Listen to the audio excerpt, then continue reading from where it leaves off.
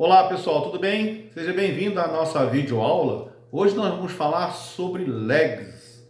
O lag no primavera. O lag no primavera é atraso, tá? Para quem está acostumado com MS Project, o lag é a mesma coisa que a latência do MS Project. Eu vou explicar com mais detalhes sobre como trabalhar com lag aqui utilizando o meu primavera, ok? Bom, eu tenho aqui um pequeno programa, né? E quanto menor o programa que você estiver utilizando, menor o cronograma, mais fácil de você entender.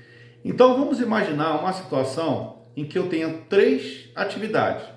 Uma chamada forma e armação, a outra chamada concretagem e a outra chamada desforma, tá? Bom, eu sempre utilizo essas atividades da Civil porque são mais fáceis de entender. Todo mundo sabe o que é forma e armação, né? E vamos dizer que você esteja concretando um bloco.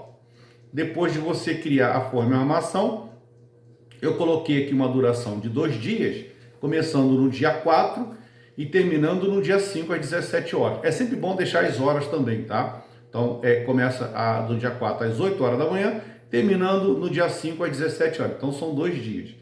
A concretagem, logo no dia seguinte, 8 horas da manhã, começa a concretagem e termina às 17 horas. Acontece o seguinte, no primavera, se você programar a próxima atividade, por exemplo, a desforma, já para o dia seguinte, tá? No dia 7, talvez isso não seja interessante. Por quê? Porque a concretagem subentende que você tem que ter o tempo de cura do concreto, ok? Mas o primavera ele sempre coloca na data mais cedo. Então, você, sabendo disso, você pode utilizar um lag. O lag é para essas coisas. Então, você vai clicar em cima da atividade e entre a atividade e a sucessora, você pode colocar um atraso. Então, repara, ó, a desforma está programada para o dia 7. Quando você coloca aqui, vamos dizer aqui 2 dias, ele empurra a atividade para o dia 11, ok? Então, é para essa utilidade. Porém, se você observou, ele mudou a data do cronograma, ok? Como ela está no caminho crítico, né? Ela está sem folga, então ele mudou a data, agora está para o dia 12. Bom, isso você tem que levar em consideração sempre você tem que levar em consideração.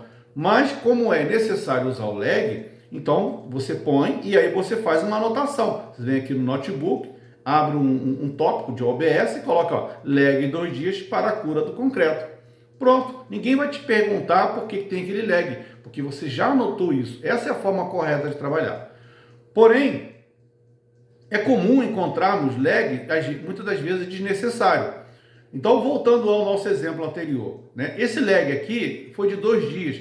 Muitas pessoas, como o lag fica aqui meio escondidinho, e às vezes você tem diversas atividades, às vezes a pessoa coloca um lag, às vezes até grande, sem necessidade.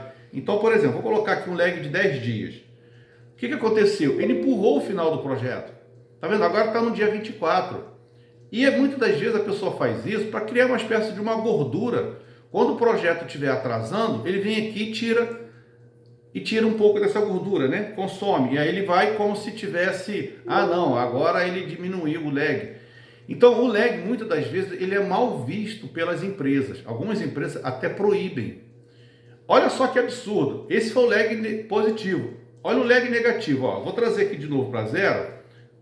Tá? Então ele está começando aqui no dia 7, terminando no dia 10. 2 dias para desforma, levando, obviamente, em consideração o fim de semana. Tá? Aí se a pessoa às vezes coloca um lag negativo. Ó, vou colocar um lag negativo aqui, ó, -2. Olha o que aconteceu.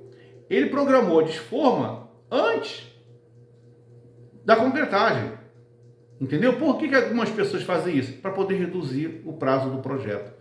Então você criou uma lógica aqui invertida, né? Apesar de ter um relacionamento fim-início, a sucessora, ela está começando antes da predecessora.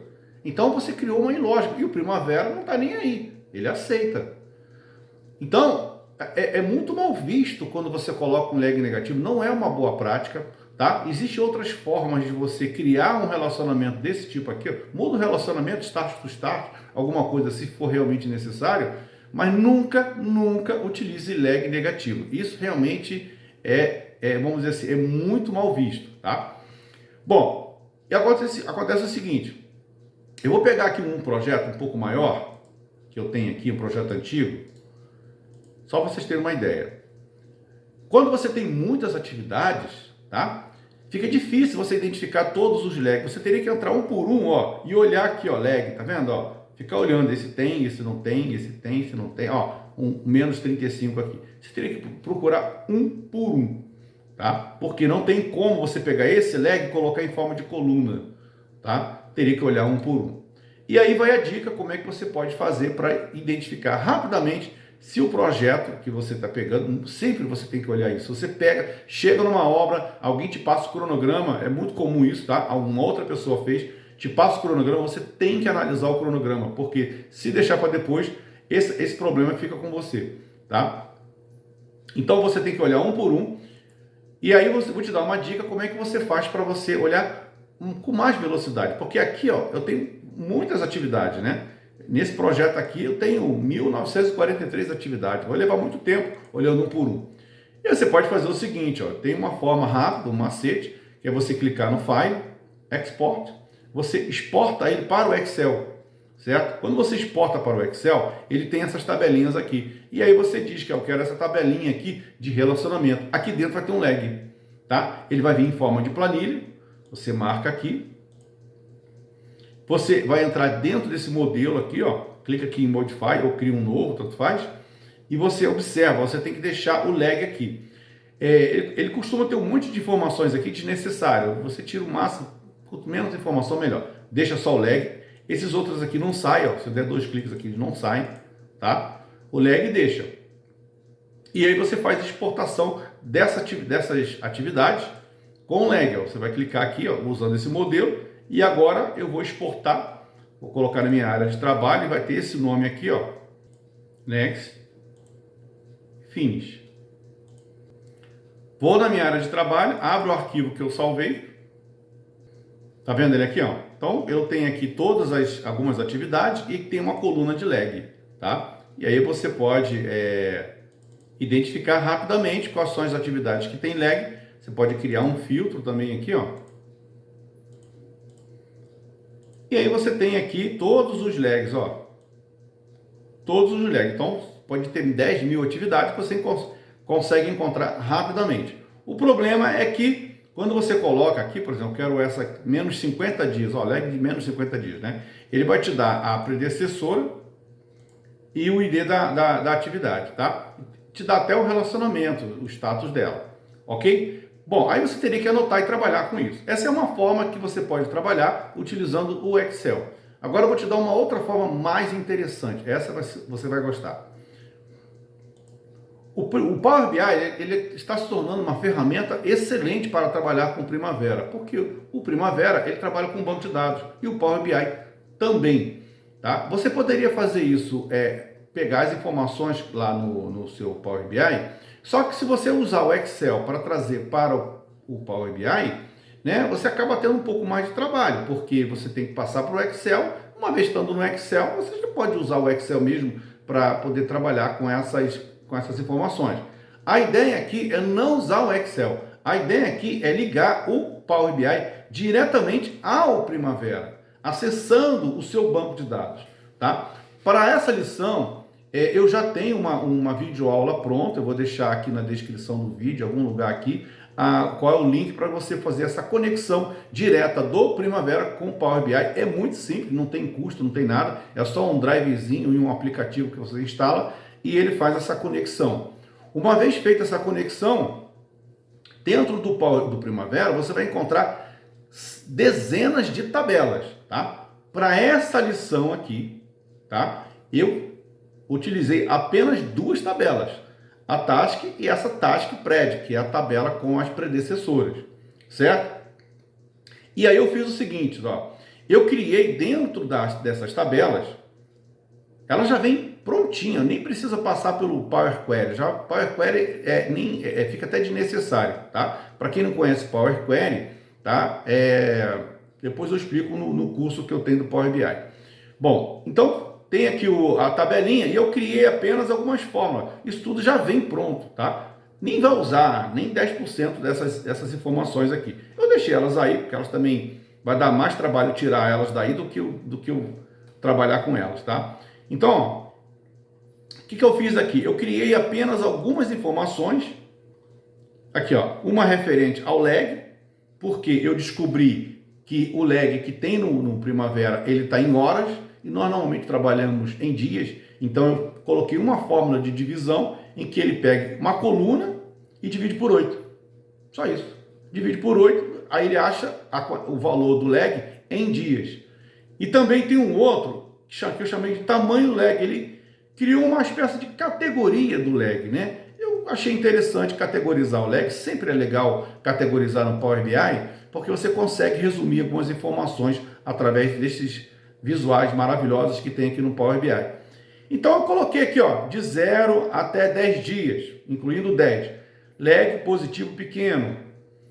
De 10, acima de 10 até 100, lag positivo grande. Você pode alterar esse valor a qualquer momento. Eu coloquei 10, mas poderia ser 20, poderia ser 30, poderia ser 2, tá? Ele é totalmente editável. E esse arquivo aqui do Power BI, ele vai estar liberado para que você possa baixar e utilizar no seu projeto. Bom, feito isso, ó, categorizou todas as informações, né? Você volta aqui para o Power BI e aí você tem esse layoutzinho aqui que eu criei, em que você tem vamos dizer, as informações resumidas, tá? Então, por exemplo, aqui eu tenho um lag negativo enorme nesse projeto. Quando eu clico aqui, ele vai direto lá no banco de dados e identifica qual é a atividade que tem. São 3 atividades que tem com esse lag negativo grande, são esses aqui, ó, certo? E aí você vai fazer o seguinte, ó, você vai pegar este valor aqui, ó, 115.850, vai no seu Primavera e procura ele, ó. Você vem aqui, ó, dá um clique na coluna, tá, gente? Se você estiver na coluna errada, não funciona. Tem que clicar na coluna. Coloca lá o 115.850 e ele, pronto, já descobriu qual é a atividade que está com lag negativo, 150. Aí você vem aqui no notebook e verifica se o programador colocou alguma observação. Não tem nenhuma informação? Então, provavelmente isso aqui tem um erro, alguma malandragem que foi colocada aqui para ter um lag negativo de 150 dias. E como você viu, isso altera muito a lógica do cronograma. Isso é muito ruim, é péssimo fazer isso, ok?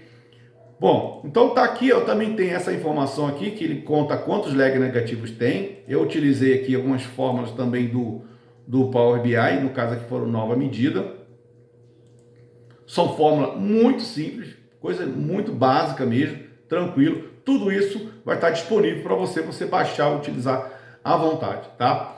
Bom, o lag é apenas uma das verificações que nós fazemos no cronograma. Nós temos várias outras, nós temos sobre os relacionamentos, tamanho a duração das atividades, tá? A folga, nós temos várias informações que são verificadas e eu vou mostrar para vocês isso numa outra videoaula, ok? Eu espero que vocês tenham gostado dessa videoaula, tá? E me escrevam, me perguntem mais sobre informações sobre o Primavera, que eu vou ter prazer em responder a todos vocês. Até lá!